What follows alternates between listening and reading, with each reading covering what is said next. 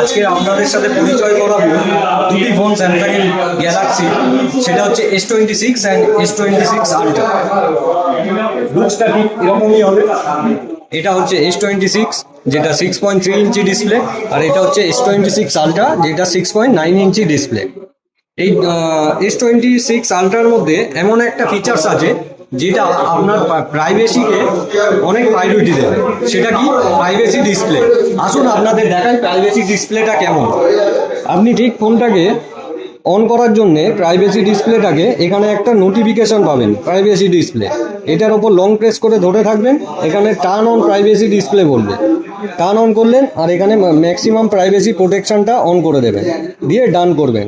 করার পর আপনি দেখুন, যখন নর্মালি আপনি দেখতে পাচ্ছেন ডিসপ্লেটাকে, কিন্তু সাইড থেকে কিছু দেখা যাবে না। সাইড থেকে কোনো কাস্টমার বা কোনো কেউ যদি আপনার আননোন পার্সন আপনার ডিসপ্লেটাকে দেখার চেষ্টা করে, কেউই দেখতে পাবে না।